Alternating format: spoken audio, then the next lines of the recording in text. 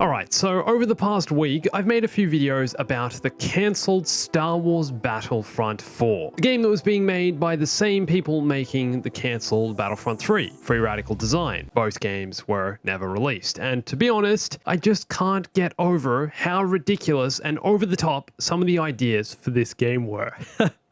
Ah, man, look at this. If you watched those videos, and if you didn't, I'd recommend you do, you'll know that Battlefront 4 was basically going to have two separate stories. The canonical official story, which you could play from either the light or dark side, and then a completely non-canonical alternate story, where the good guys are the bad guys. Obi-Wan and Luke are Sith Lords, Leia turns to the dark side, Anakin turns to the light side, and so on. It was almost everything you understand about Star Wars flipped on its head and presented as if a kid was playing with his toys and creating his own unique story. A great concept with a hilarious execution. Now, I've been doing a little extra digging, trying to find more info on the actual story itself, which has been really well documented by the team who put together the Free Radical Archive website. Incredible job they've done over there collecting all these Battlefront 3 and 4 assets for years and sorting it all onto the site. And today, I want to share with you my understanding of the major plot points of the story, the alternate story anyway, and how they were different to what happens in the films and the real timeline. Also, there were two versions based on whether you played on the light side and the dark side. Different events transpire. Anyway, this video might be a little similar to the video I made the other day, but there's some extra info I want to add and fun stuff I want to share about how the game would have also taken advantage of a completely new customization system, and also a few things I wanted to clear up. So here goes. Hey everyone, it's Andrew.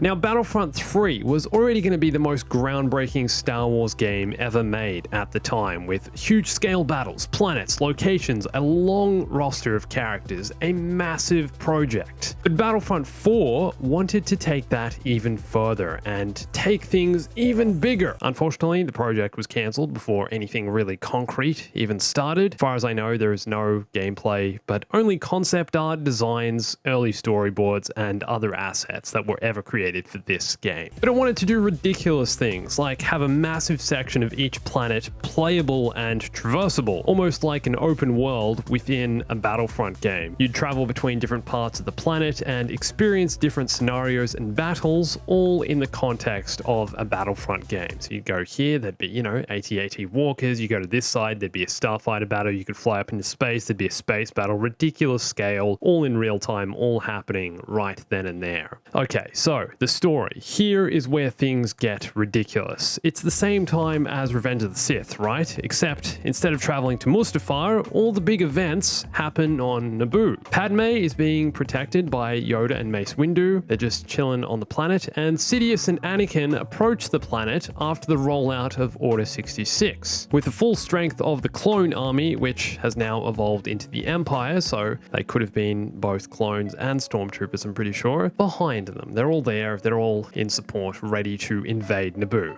And Sidious sends Anakin down to the planet to complete his Sith training. Also, in this version, Palpatine never became Palpatine the Senator. He just went straight to the Sith Lord we've been looking for. A Sith Lord? So this means Palpatine didn't have to sit around in, offices listening to people talk about what they wanted to do in government, democracy, and all that nonsense. He was just like, Force lightning, rule the galaxy kind of style. Now, Battlefront 4's campaign would allow players to take part in both sides of the Clone Wars and Galactic Civil War, with the story changing depending on the choices you made. And you could also play the story from both the light and dark side, and different events would happen depending on which side you're on. So, I'm pretty sure in both versions, the next thing I'm going to say happens. Anakin kills Padme in a rage on Naboo. Similar to what happens on Mustafar, except he goes the extra step and gets the job done himself. She doesn't die from, losing the will to live, so to speak. Gives birth, is like, I'm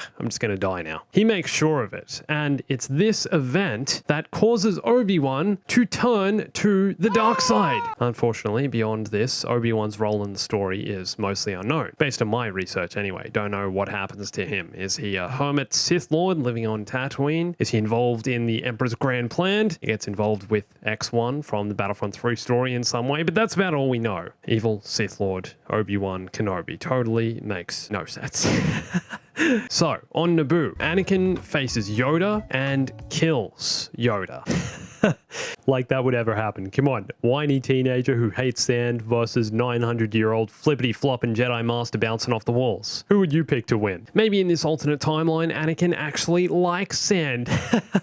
Yeah, right, like that's ever gonna happen. So at the same time this is all happening, Sidious dominates Windu, kills Windu, so both Yoda and Windu die in the space of what, a few minutes? The two most senior Jedi Council members, both dead. It's like Palpatine's office on Coruscant in Revenge of the Sith all over again with the stab and the death of Kit Fisto and these other background characters all dead. Everyone's dead. Okay, anyway. Anakin's Sith training is now complete, and Naboo is completely overthrown and destroyed. Anakin also is still completely intact. He hasn't lost any limbs. He never fought Obi-Wan on Mustafar. In fact, I'm not sure they even ever go to Mustafar in this version of the story. So, Anakin's still as young and fit as he ever was. Just got red eyes now, I guess. Staying up too long, looking at a computer screen. Maybe he works as an editor or something, who knows.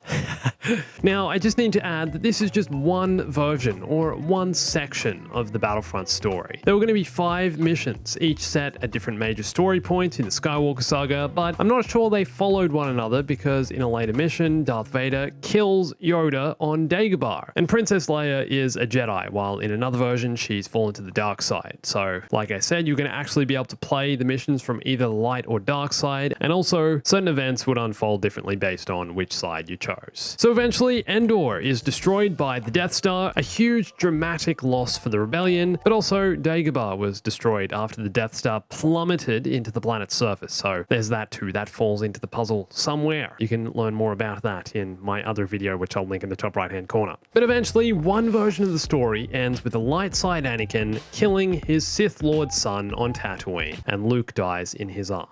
Now, for a much more detailed outline of the story, you can go and watch my other Battlefront 4 video, the one I just mentioned. But now, there are a few other things I missed in my last few videos I wanted to show you guys today to clear some things up. A lot of ridiculous alternate versions of characters came out of Battlefront 4, and one thing we know for sure is that the game was going to have a heavy focus on character and vehicle customization. For example, you were going to be able to customize clone troopers, stormtroopers, and pretty much every character you played as, to my knowledge. You could swap appearance colors, add different patterns to your troopers and starfighters, apply different weapon attachments, and basically have the most personalized Battlefront experience possible. This game was going to be groundbreaking in terms of its new customization system and was pretty much completely ditching the class system from what I know, and instead you'd be able to customize your characters and your classes using this. The developers seem to place a lot of emphasis on making this game stand out as an alternate kind of Star Wars game. They wanted to make an impact and be different from any Star Wars game you'd ever played in terms of both its ridiculous scale and its alternate storylines and character customization. Also, one other thing I just wanted to clear up. You know my buddy Darth Vader? Yo dudes, the Empire's pretty chill. Maybe you could like join it or something.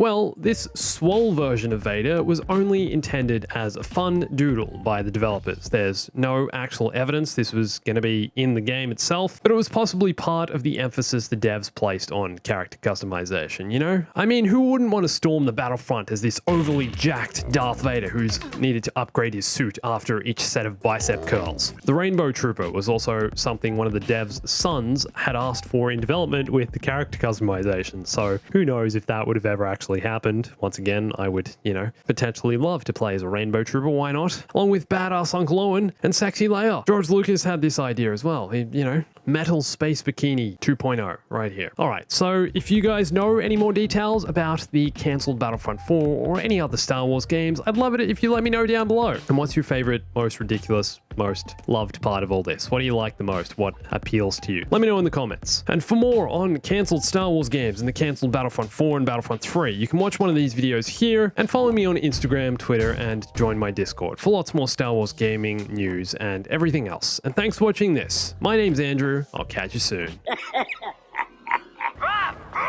Stay bombastic.